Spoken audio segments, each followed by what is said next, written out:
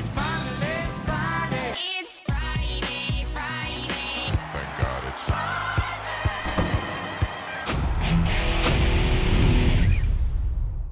All right, welcome back to the Friday Show, presented this week by NYRA's loyalty program, where horsemen can get up to 15% purse bonuses for running in New York.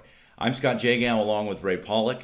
Coming up, we've got some Derby talk, but Ray, first, this week there was the exciting announcement that one horse is going to get into the Hall of Fame this year. No people, just one horse. To be honest, I hadn't even heard of her. Her name is Heavenly Prize. She ran in the 90s. Somehow she's getting in and no one else is getting in. That's going to be one hell of a ceremony later this year. What happened? Well, what happened is they changed the rules. And the strange thing is, my understanding is that they changed the rules in order to get more horses and more people inducted into the Hall of Fame than in previous years, because the feeling apparently by some on the committee at the Hall of Fame is that there's too many eligible candidates that are being left out, and they wanted to speed the process up and get them in. Well, it used to be the top 4 vote getters would be inducted, whether it was horses or people. This year they changed it to say it doesn't have to be the top 4. It could be any number of vote getters from the 10 on the ballot. They just have to get 50% or more of the votes, and a voter could vote for all 10 if they wanted to. So conceivably, there could have been 10 inductees this year if everybody, if everybody who voted for each one of them, at least half of the people voted for them. But instead, you got one. So only one. Instead of wanting more and getting more in, they're getting one. It's nuts. Yeah, I think this will be the last year that they do this. But setting that aside for a second, I still don't understand why this filly, as great as she might have been, gets in versus, I'll give you one example. Havre de Grace was on the ballot. Let's compare the two.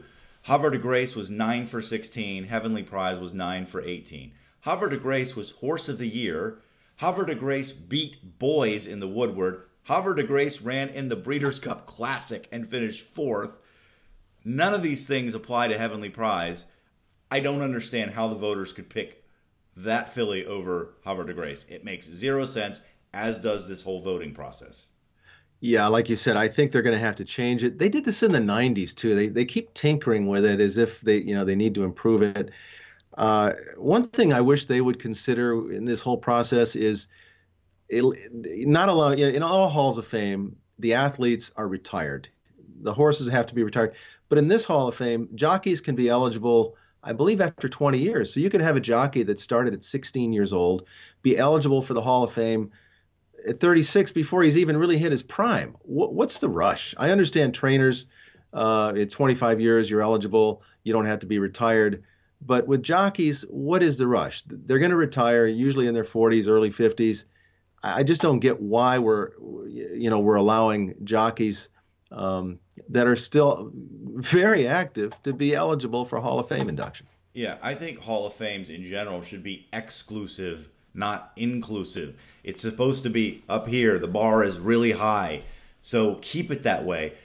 And I guess I can't fathom why they thought this process would allow more to come in, which again, to me, that doesn't make a whole lot of sense. Just let everyone into the Hall of Fame. That's dumb.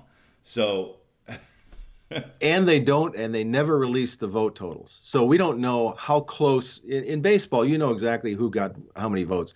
In horse racing, they don't want to hurt anybody's feelings and say, oh, you only got 10% of the vote. Sorry. So they don't release the vote count, which to me is kind of silly too.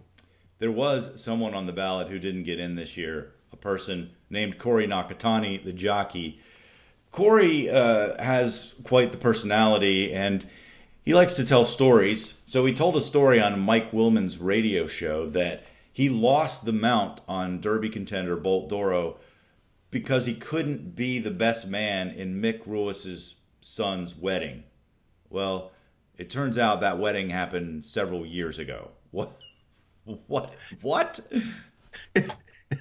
If Mick Ruis carried a grudge from 4 years ago, why would he give Corey the mount in the first place? Was it just to tease him to say, hey, I'm going to let you ride this really nice 2-year-old, but then I'm going to yank the rug out from under you? Of course not. That is the craziest thing. And, Corey has some good numbers. He's a terrific rider. He probably deserves at some point to be in the Hall of Fame when his career is over. But if he'd keep his mouth shut, he'd probably be in the Hall of Fame already. Yeah, he's got a rather large chip on his shoulder that may turn some people off. I don't know. But let's move on to talk about the Derby contenders.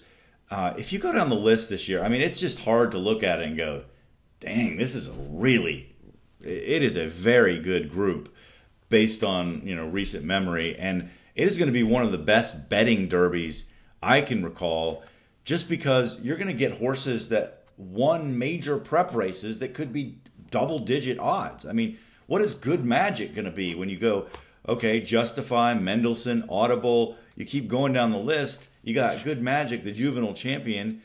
I think that horse could be 15-1 or higher. Bolt Doro, who's a really good horse, will probably be double digits. So, man, this is going to be fun.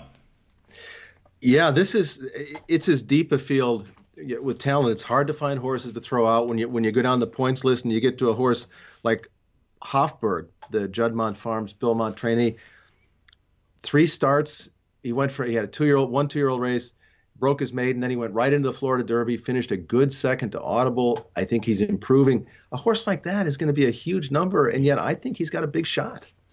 Yeah, there aren't that many toss-outs right now. Right. As we get closer, we'll have to pare it down. But even a horse like My Boy Jack, who got into the Derby through the Lexington Stakes, he's got that closing style, which that means he's got to navigate 19 other horses in the field. But if you look at the running styles, on paper right now, there are a lot of horses that want to be prominent. So a horse that can close might be, a good choice for this Derby. I've always contended the best horse doesn't always win the Derby. You could look at Mind That Bird. Mind That Bird is a good horse. He showed that in the Preakness, but he wasn't the best horse. It's circumstances that wins the Derby quite often, and the circumstances could lead to a horse like My Boy Jack. So we have 2 horses that could break the curse of Apollo, the famous 1882 last time a horse didn't run at 2, winning the Kentucky Derby.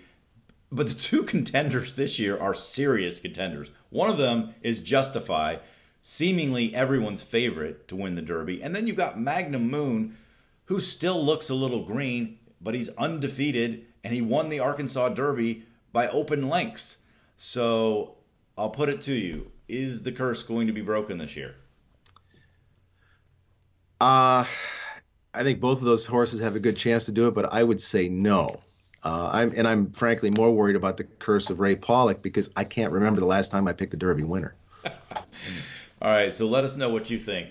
Will the curse end this year with either Justify or Magnum Moon winning the Kentucky Derby? We have a poll on our website, paulickreport.com. All right, that's going to do it for this edition of the Friday Show, presented by NYRA's Loyalty Program. Thanks so much for joining us, and we'll talk to you next time.